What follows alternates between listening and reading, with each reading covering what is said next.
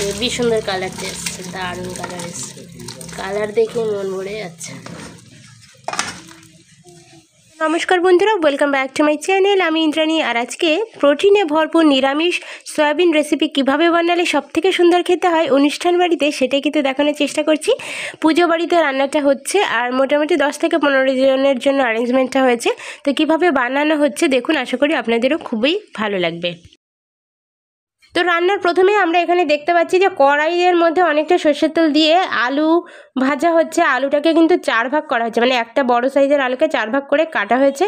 আর নুন দেওয়া হয়েছে শুধুমাত্র, হলুদ কিন্তু দেওয়া হয়নি। আলুটাকে ভেজে নেওয়া হচ্ছে। আর এদিকে দেখুন চই ঝাল রেডি করা হচ্ছে। চই ঝাল, গাছের চই ঝাল, যেটা কিন্তু কেটে আনা হয়েছে এবং রেডি করা হচ্ছে দেওয়া হবে বলে।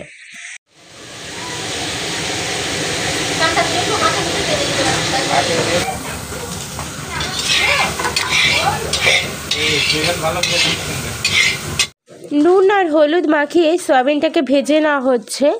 সয়াবিনটাকে একটু কড়া করে ভাজলে সয়াবিনের যে কাঁচা একটা গন্ধ থাকে সেটা কিন্তু চলে যায়, সে কারণে একটু কড়া করে সয়াবিনটাকে ভাজতে হবে।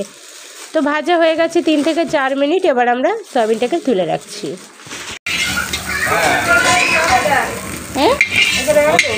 তুমি তো বলো, হবে না হবে না হবে না, আর একটুখানি লাগবে না লাগবে। একই রকমভাবে চই ঝালটাকেও ভেজে নেওয়া হচ্ছে। চই ঝালটা যদি একটু তেলের উপরে ভেজে নিয়ে রান্না করা হয় তাহলে কিন্তু খুব সুন্দর ঘ্রাণ বা ফ্লেভার তৈরি হয়, সেই কারণে কিন্তু চই ঝালটাকে হালকা ভেজে নেওয়া হলো।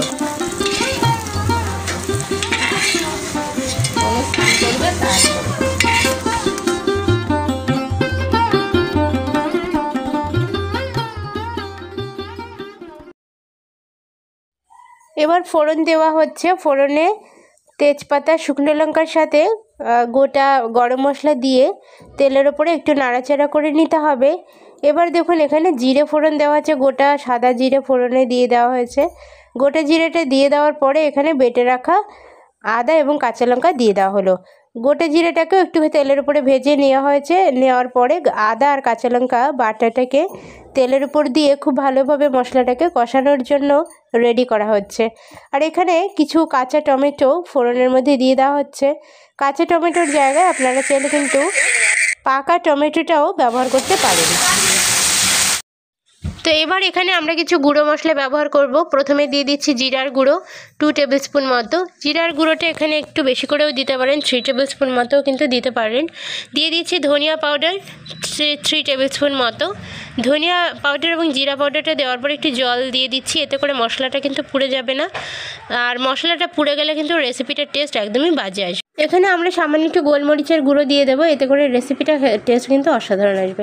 তো 1 টেবিল স্পুন মতো গোলমরিচের গুঁড়ো দেওয়া হয়েছে। এবার সমস্ত গুঁড়ো মশলাগুলো দেওয়ার পরে এখানে আমি অ্যাড করে দিচ্ছি কাশ্মীরি লাল chilli powder. Kashmiri red chilli powder কিন্তু ঝাল হয় না, এতে শুধুমাত্র কালারের জন্য ব্যবহার করা হয়। আপনারা চাইলে এখানে লঙ্কার গুঁড়োটাও দিতে পারেন।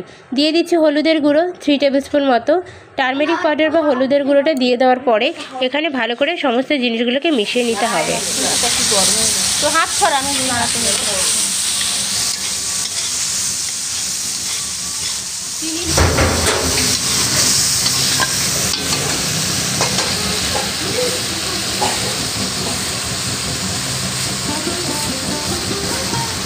নুন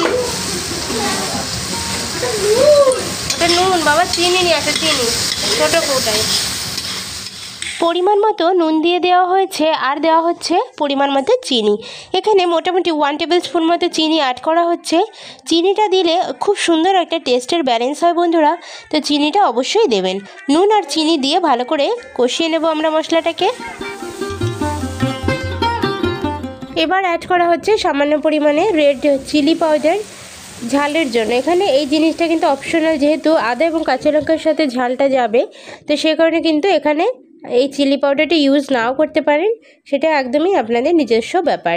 তো ভালো করে এই জিনিসটাকে মিশিয়ে দিচ্ছি আমি মশলার সাথে এবং আরও কিছুক্ষণ সময় ধরে মশলাটাকে কষিয়ে নেব। যতক্ষণ না পর্যন্ত মশলা থেকে তেল ছাড়বে ততক্ষণ কিন্তু মশলাটাকে কষাতে থাকতে হবে।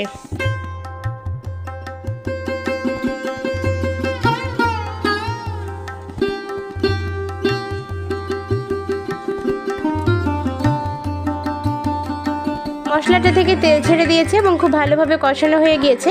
তো এই সময় এতে আমি ভেজে রাখা আলু এবং সয়াবিনটাকে দিয়ে দেব। সয়াবিনটাও কিন্তু অলরেডি ভাজা রয়েছে, ভেজে রাখা আলু আর সয়াবিনটাকে দিয়ে দেওয়া হয়েছে। খুব ভালোভাবে এবার নাড়াচাড়া করে মিশিয়ে নেব।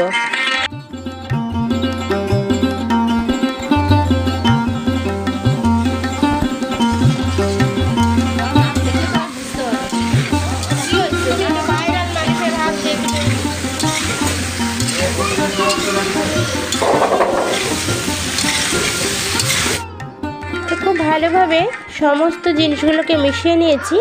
এরপরে এখানে চই ঝালটাকেও কিন্তু অ্যাড করে দেওয়া হয়েছে। চই ঝালটাও কিন্তু ভাজা রয়েছে, তো ভাজা চই ঝালটাকে দিয়ে আরেকবার ভালোভাবে নাড়াচাড়া করে নেব। তো এবার আমি এখানে জল অ্যাড করে দিচ্ছি। যেহেতু এখানে 15 থেকে 20 জনের মতো রেসিপিটা তৈরি হচ্ছে, তার জন্য কিন্তু একটু বেশি করেই জল আমি অ্যাড করে দেব। তো এখানে জলটা দেওয়ার পরে আরেকটু ভালোভাবে নাড়াচাড়া করে মিশিয়ে নেব।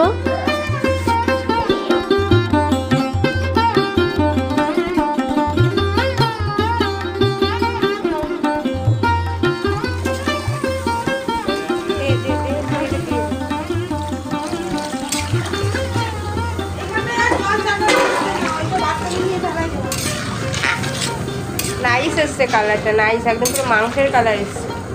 ঠিক আছে, টমেটো দিলে আরো সুন্দর হবে, পাকা টমেটো দিলে আরো সুন্দর কালারটা আসবে। এবার একটা শুকনো মশলা বানিয়ে নিতে হবে, আর তার জন্য এখানে গোটা জিরা, গোটা গরম মশলা, শুকনো লঙ্কা এবং তেজপাতা রেডি করে নিয়েছি।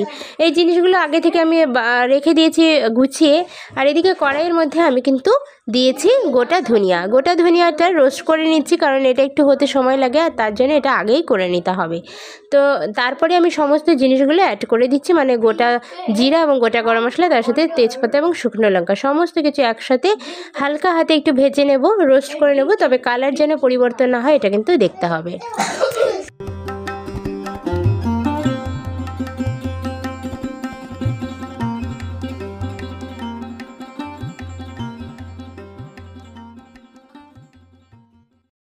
ভাজা মশলাটাকে একটা শিলনোড়াতে রেখে আমি খুব সুন্দর একটা মিহি পেস্ট বা মিহি পাউডার বানিয়ে নেব। মিহি পাউডার বানালেই কিন্তু রেসিপিটা একদমই পারফেক্ট তৈরি হবে। তো চেষ্টা করতে হবে মিহি পাউডার বানানোর। আর এটা কিন্তু আপনারা শিলনোড়াতে না বেটে মিক্সিং বলেও কিন্তু করে নিতে পারেন। আমি শিলনোড়াতে বেটে নিচ্ছি।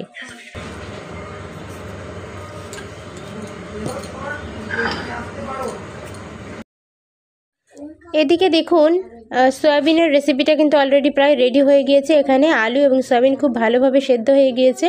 তো এই সময় আরও কিছু জিনিস এখানে অ্যাড করছি। তো প্রথমে দেখুন দিয়ে দিচ্ছি গুঁড়ো গরম মশলাটা এখানে অ্যাড করে দেওয়া হচ্ছে।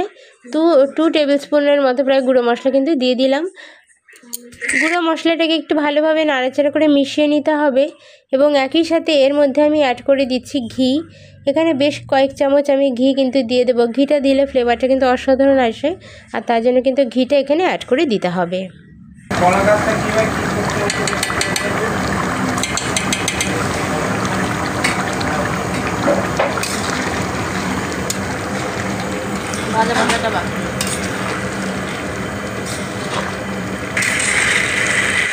এই পর্যায়ে এসে আমি কিন্তু অ্যাড করে দেবো ভেজে রাখা মশলাটাকে। ভাজা মশলাটা দিলে সয়াবিনের রেসিপিটা খেতে কিন্তু খুবই ভালো লাগবে এবং অসাধারণ একটা ফ্লেভার তৈরি হবে।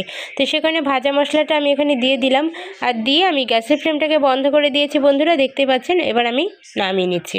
আর তার জন্য কিন্তু বড় একটা গামলি আমি ব্যবহার করছি এখানে, আর তার মধ্যে এটাকে নামিয়ে নেব। আর ভাজা মশলাটাকে কিন্তু একটুখানি আমি রেখেও দিয়েছি, যেটা কিন্তু আমি সবার শেষে দেব। সম্পূর্ণ ভাজা মশলাটাকে কিন্তু এখনও ইউজ করিনি।